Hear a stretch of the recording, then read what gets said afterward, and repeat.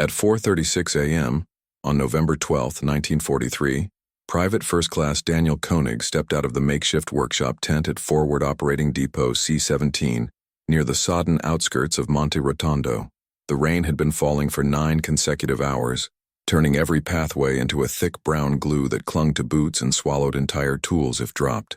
A generator hummed in the distance with a faint metallic rattle, barely strong enough to keep 2 flood lamps alive.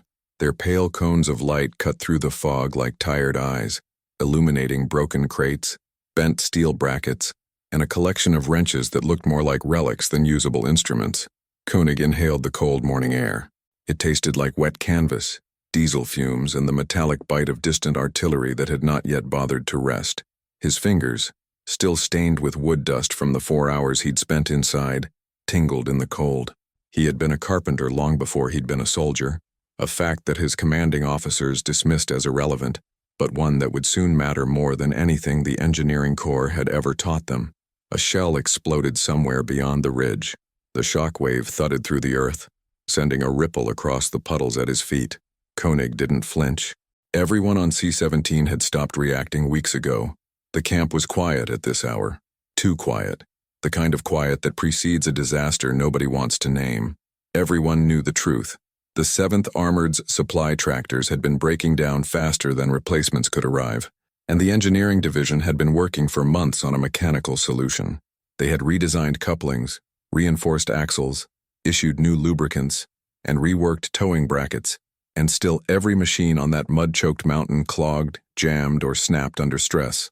Men died waiting for equipment that never arrived. Convoys stalled. Officers blamed weather, terrain, manufacturing inconsistencies, but none of them knew why the machines kept failing. Koenig did, or at least he suspected something no one else had bothered to consider. Another shell thundered in the distance, a brief, brutal flash, but inside the workshop, behind a wall of stacked timber planks he had scavenged from half-destroyed supply crates, sat the prototype he had been carving in secret. It didn't look like much, just a tool the size of a dinner plate, shaped from layers of hardwood that had been sanded until smooth enough to reflect the workshop's weak lantern glow. 3 grooves curved around its surface like river channels, deep enough to guide force, shallow enough to avoid breaking. The edges were reinforced with scrap metal from a shattered Jeep fender. The tool was simple. Too simple, he feared. And yet, if he was right, it could solve a problem that had humiliated the Allied Engineering Corps for nearly a year. At 04:38, footsteps squelched behind him. Sergeant Walter Quinn, a man carved from equal parts tobacco and pessimism, approached with a wool blanket thrown over his shoulders. He looked at Koenig the way officers sometimes look at privates, who dare to think, like a candle that might extinguish at any moment. "You're out early," Quinn muttered, wiping mist from his eyebrows. "Or late. Hard to tell anymore." Koenig didn't answer. His thoughts were still trapped inside the workshop, circling the prototype like the damp fog circling their camp. Quinn followed his gaze. "You still trying to fix their mistake?" Koenig exhaled. "Somebody has to." Quinn snorted. "We have 3 divisions of engineers for that. 3 divisions who haven't solved it," Koenig replied quietly. Quinn didn't argue. He knew better. Everyone knew the tractors weren't failing because of faulty parts or bad fuel mixtures. They failed because the terrain was unlike anything engineers had prepared for. Deep, sucking mud with rocks beneath it, forming pressure pockets that twisted drive shafts and sheared pins with unnatural force. Soldiers started calling it the Italian bite, the mud that chewed machines alive. 2 weeks earlier, they had lost a convoy carrying field rations and morphine. 5 men froze to death on that ridge while waiting for repairs that never came. Something had to change. Koenig hadn't been able to sleep since. Another explosion echoed faintly in the valley. The front line was pushing, but supply lines weren't. If the tractors failed during the next offensive, hundreds of men would be stranded. Quinn shifted uncomfortably. "If the brass finds out you're carving toys while we're losing vehicles—" "It's not a toy," Koenig interrupted. His voice was calm, steady, almost eerily so. "It's what they should have built months ago." Quinn studied him for a long moment. Something in Koenig's eyes, not defiance, but a quiet, exhausted certainty, made him swallow whatever reprimand he'd been preparing. "You really think that thing will work?" Koenig nodded. "It will, because I built it for what the engineers refused to accept." "And what's that?" "That the mud is alive, Sarge, and machines don't understand living things, but hands do." The sergeant frowned. not understanding. Koenig didn't blame him. Nobody understood until they saw how the tractors failed. The wheels spun, torque built up, and then the whole axle twisted under asymmetric resistance. Engineers tried to reinforce the wrong points. They treated it like a mechanical failure. Koenig, however, had watched mud form suction, binding wheels into place like a vise. He had tested soil samples, studied the angles of force transfer, and spent hours observing how pressure shifted when men tried to free stuck vehicles. What he built wasn't a repair tool, it was a control tool, something to break the suction before it formed. A simple wooden device that redistributed manual force in 3 directions at once, releasing pressure on the buried axle just enough for the wheels to regain rotational freedom. It didn't fix the tractor. It allowed men to free it safely, without snapping components or risking explosions from overstressed engines, and he had figured it out alone. Because before the war, he had spent 10 years working with greenwood timber in a small carpentry shop in Wisconsin, where wet wood would warp unpredictably unless pressure was relieved in multiple directions. The moment he first saw the tractors choke in the mud, the memory returned like a whisper. Koenig turned toward the workshop. "It's ready." Quinn raised an eyebrow. "Ready for what?" "To save someone today." A cold wind pushed through the tent rows, carrying the faint smell of burned rubber from a ruined vehicle somewhere uphill. The camp stirred. Distant engines coughed awake as the day's operations began. Men emerged from tents with red eyes, stiff limbs, and expressions carved by fatigue rather than sleep. Koenig stepped back into the workshop. His boots left muddy prints across the canvas floor. He reached his workbench and lifted the prototype with both hands. It was heavier than it looked, but balanced, like a well-made wheel or a carpenter's mallet. Outside, an engine revved violently, then choked, then again, then again. Koenig's jaw tightened. He recognized the sound instantly. A tractor stuck, wheels spinning, torque rising toward the breaking point. Quinn's head snapped toward the noise. Again? Damn it. Koenig was already moving, the wooden tool tucked under his arm like a shield. The sergeant followed him, muttering, "If this doesn't work, they'll hang us both." But Koenig didn't slow. The moment had come. The first test would happen not in theory nor in secret, but in mud, under fire, with men's lives depending on a young carpenter's defiance. The stuck tractor sat at the far end of the depot like a wounded animal, its rear wheels buried so deep in the mud that only the top half of their rims remained visible. The engine, overheated from abuse, released a steady hiss of steam that mixed with the morning fog until the entire machine seemed to evaporate into the gray air. Corporal Fisher, the driver, stood ankle-deep in sludge, his gloves blackened from trying to free the vehicle by hand. His breath came in short, angry bursts. He wasn't angry at the tractor. No one ever was. They were angry at the situation, at the terrain, at the leadership, at the engineers, at the fact that, for reasons no one could explain, every attempt to reinforce the machinery only made it break faster. Koenig approached quietly, the wooden tool hidden under his arm. The men gathered around the stuck tractor noticed him and exchanged the same look they usually did when the carpenter arrived. A mixture of hope and skepticism. They trusted his hands, not because he outranked anyone or had years of technical schooling, but because he was the only man who still believed the machines weren't the real problem. "What have we got?" Koenig asked. Fisher kicked the mud. "Same damn thing, she's locked. Wheels won't turn. If I push harder, the driveline's gonna snap. Again." Koenig ran his hand along the fender, feeling the vibration through the steel. It confirmed what he suspected. The axle was fighting uneven resistance beneath the mud. Nothing catastrophic yet, but only minutes separated a stuck tractor from a destroyed one. And every destroyed machine was a logistical wound that bled the entire front line. A gust of wind cut through the depot, sharp enough to sting exposed skin. It carried the scent of cordite from the artillery range and the sour tang of diesel from the supply trucks. Koenig crouched near the wheel, studying the mud's behavior. It pulled back slowly like a creature reluctant to release its prey. Sergeant Quinn leaned close and whispered, "You really think that piece of wood will fix this?" "It's not supposed to fix the machine," Koenig murmured. "It's supposed to fix the ground." Quinn blinked, not understanding, but he held his tongue. The mood around them shifted. Several soldiers fell silent as Koenig positioned himself where the mud was deepest. He felt its temperature through his gloves. Cold, damp, with a density like half-mixed cement.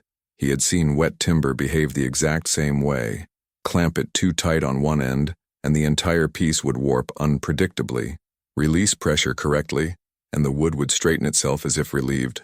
Machines didn't adapt, but pressure did. Another engine rumbled in the distance. A convoy preparing to move. They were running out of time. If this tractor didn't free itself soon, the entire supply line would stall. Again. Koenig set his jaw, slid the wooden tool from under his arm, and laid it flat on the mud beside the wheel. The men stared as if he had placed a wooden plate at the foot of a collapsing building. It didn't look like much. A polished circular board reinforced with metal rings, etched with 3 carved grooves spiraling toward the center. "What is that thing?" Fisher muttered. Koenig didn't answer. Instead, he pressed the tool into the mud, guiding it until the grooves sat aligned with the axle's angle. The wood disappeared halfway into the sludge. Then he put both hands on the exposed top and slowly pushed down, letting the carved channels direct the pressure. It was delicate work. Too much force would crack the wood. Too little, and the mud wouldn't shift. The men watched in tense silence. At first, nothing happened. Then, very faintly, the mud trembled. A subtle ripple moved beneath the wheel, almost imperceptible, like something breathing underground. Koenig could feel the shift before anyone else did. A small release, a sigh from the earth. "Fisher," he said softly, "try the throttle." Fisher hesitated. "You sure?" "Just enough to test her." The driver climbed onto the tractor, wiped the fog from the gauge panel, and pressed the starter. The engine coughed, trembled, caught. He eased the throttle forward. The wheel jerked, not violently, not dangerously, but with a new kind of resistance, one that wasn't locked by the mud. Koenig felt the pressure beneath his hands change, the currents of force redistributing through the tool's grooves. He pushed harder, shifting the board slightly, guiding the release. "Again," Koenig said. Fisher increased the throttle. The wheel rotated half an inch, then another. Mud cracked around its edges like ice breaking in slow motion. A micro-climax hit the scene, a sudden metallic snap. The men tensed, but it wasn't the axle, it was the suction breaking. The wheel moved freely. "Holy!" Fisher didn't finish the sentence. He pressed the accelerator gently, and the wheel lifted from the mud with a wet roar, spinning clean for the first time in hours. The entire tractor lurched forward, rising like an animal pulling itself out of a trap. It worked. It actually worked. Quinn stared as if witnessing a miracle. That shouldn't be possible. Koenig pulled the wooden tool from the mud, shaking off clumps of earth.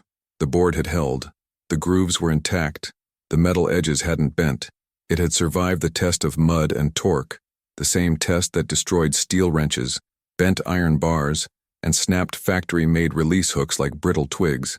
"It's not magic," Koenig said quietly. "It's pressure. You don't fight it. You redirect it." The men exchanged looks of disbelief, then admiration, then something deeper, the realization that the Carpenter had done what battalions of engineers had failed to do. But Koenig's relief lasted only a moment. The sound of distant gunfire rolled across the ridge, followed by the muffled thud of mortars. The front line was moving again, which meant supply lines needed to move faster. And if this worked for one tractor, it had to work for 10, 20, hundreds. Quinn placed a hand on Koenig's shoulder. "Kid, you might have just changed the entire campaign." Koenig didn't answer. He was staring at the wooden tool, mud dripping down its grooves like blood along the veins of a leaf. He thought of the 3 men they had buried last week, casualties of a supply breakdown that never should have happened. He thought of all the convoys waiting in the cold, all the artillery pieces starving for ammunition, all the wounded soldiers who never made it to field hospitals because transport vehicles couldn't climb a muddy hill. A tool could not bring back the dead, but it could save the living, and that was responsibility, not pride. Behind them, the sun tried to pierce the clouds but failed, turning the sky into a smear of dull silver. Koenig felt the weight of the coming hours settle over him like a wet blanket. He knew what came next, explaining the tool, demonstrating it to officers, arguing with engineers who would despise him for solving their problem without credentials. But he didn't care. The only thing that mattered was the next stuck machine. A distant horn sounded, the signal for convoy assembly. Fisher revved the freed tractor. "Koenig, you're coming with us, right? We need you out there." Koenig nodded. "I'll come, but I'm bringing the tool." Quinn laughed. "Damn right you are. That thing's worth more than a dozen engineers." Koenig didn't smile. Instead, he wiped mud from the grooves with his sleeve, revealing clean wood beneath. The tool wasn't perfect. It needed refinement, reinforcement, better materials.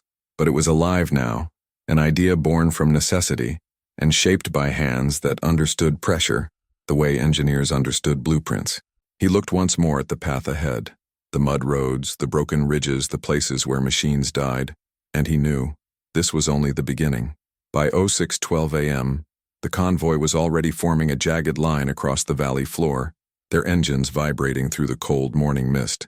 Each vehicle emitted rhythmic puffs of exhaust that rose into the fog like brief, fading ghosts. The ground trembled beneath the weight of trucks overloaded with ammunition crates, fuel drums, and field rations. Somewhere behind that metallic orchestra, officers barked orders, trying to mask the anxiety in their voices. They knew what every soldier knew. The offensive would fail before noon if even one machine got stuck along the ascent. Koenig walked beside the first tractor, the wooden tool tucked against his ribs under a canvas cloth. It felt heavier than before, not because of mud still clinging to its surface, but because of the unspoken expectation now pressing down on him. The men looked at him differently, not with skepticism or amusement, but with a quiet, desperate dependence. He had become something he never asked to be, the last line of defense between the convoy and catastrophe. Sergeant Quinn walked beside him, adjusting the strap of his Thompson submachine gun. "Kid," he murmured, "if your tool keeps working, we'll make history today." Koenig shook his head. "If it keeps working, we'll survive today." The distinction mattered. Another engine sputtered, then settled into a strained rumble. Drivers exchanged glances. They had seen too many tractors die just like that, beginning strong, then choking under pressure as the mud tightened its grip. A cold wind swept down the ridge, carrying the distant boom of artillery. It echoed across the valley like a warning. Koenig felt his heartbeat sink with the rumble of engines. Each vibration was a reminder. One failure could cost dozens of lives. At 06:23, the convoy began moving. The first tractor lurched forward, wheels slipping before finding purchase on a patch of gravel. The second followed, its tires cutting deep grooves into the wet earth. The third struggled briefly, then advanced as Fisher shouted encouragement from the front of the line. For a moment it seemed like progress. Slow, tense, but progress nonetheless. Then they reached the slope. It was a long, gradual incline rising toward a narrow pass. What looked harmless from a distance transformed into treacherous terrain up close. Beneath the thin layer of surface mud lay uneven pockets of trapped water, stones, and clay, the infamous Italian bite. Halfway up the incline, the inevitable happened. The fourth tractor's rear wheels spun violently, spraying mud in wide arcs. The chassis jerked sideways, groaned, then froze. The whole machine trembled like a living creature trying to escape a predator's jaws. "Tractor down!" someone shouted. The line halted. Koenig tensed. He had hoped they would last longer than this. Quinn swore under his breath. "Let's go." They ran through the mud, boots sinking with each step. By the time they reached the stuck tractor, a small crowd had already gathered. The driver, Private Langley, slammed his fist against the wheel well in frustration. "I didn't push it, I swear I didn't." Koenig raised a hand. "It's not your fault." Langley wiped sweat and rain from his face. "We lose this one." Convoys cooked. Koenig crouched beside the wheel. The mud here wasn't just thick, it was swirling with pressure.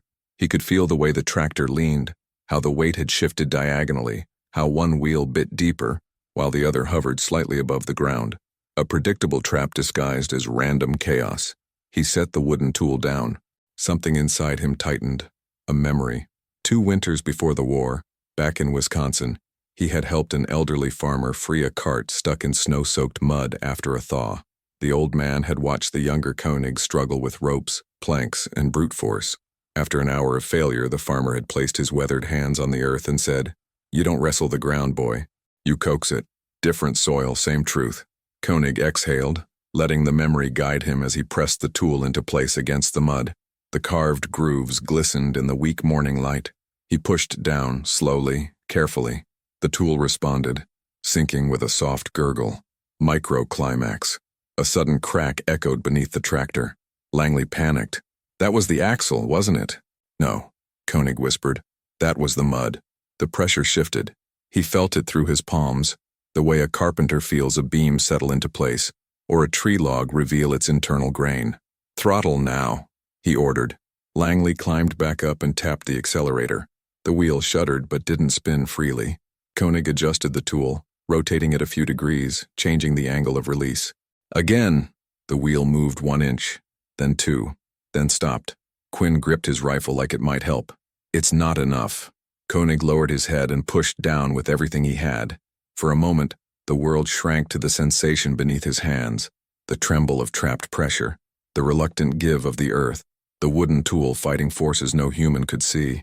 His arms shook. The cold bit into his fingers. His breath came in clouds. A second microclimax. A low rumble passed through the ground. Mud shifted. Water surged from an unseen pocket. The tractor lurched forward half a foot. Langley yelled, "She's moving!" Men cheered, but Koenig didn't. The wheel hadn't cleared the danger yet. He kept pressing, guiding the release until the tractor completely broke free with a violent splash of mud. The machine crawled forward, wheels spinning but finally gripping enough solid ground to pull itself out of danger. Koenig fell back onto his knees, exhausted, mud dripping from his gloves. Quinn helped him to his feet. "Kid, you just saved the entire convoy." Koenig shook his head, breathing hard. "I saved one machine. We've got 30 more." The officers hurried to restart the line. Engines roared back to life, moving cautiously around the now free tractor. The men avoided stepping on the mud Koenig had manipulated, almost treating it like the aftermath of a spell. As they walked back to the head of the convoy, Quinn whispered, "When you break protocol for the right reasons, that's when wars turn." Koenig didn't respond. He was thinking about something else. The next stuck vehicle, the next trap, the next moment where his wooden tool might fail. Because if it failed even once, men would die. Another distant explosion echoed across the valley. The war was moving whether they were ready or not. By 0704, the convoy resumed its climb. The ground trembled with each passing machine. Mud sloshed. Axles groaned. Drivers clenched their teeth and prayed silently. Koenig walked at the center of the line, sweat cooling on his neck despite the cold wind. Every few steps, he touched the wooden tool as if checking its heartbeat. Halfway up the ridge, Quinn pointed ahead. "Look." The 9th tractor struggled, wheels slipping, but then, against all odds, it corrected. The driver had learned from watching Koenig. He steered into the pressure instead of fighting it. The machine climbed, wobbling, then stabilizing. Koenig felt something rare. Hope. Not triumph. Not pride. Hope. The kind only a carpenter would understand. The quiet knowledge that something built with one's own hands might just be enough to hold back disaster. But he also knew what came next. The steeper incline. The worst patch of terrain in the valley. The place where dozens of machines had died. The place where his tool would be pushed beyond anything he had tested. Quinn followed his gaze and muttered, "If the mud doesn't kill us there, command will." Koenig tightened his grip on the tool. Whatever happened next would define whether his defiance became a footnote or a turning point.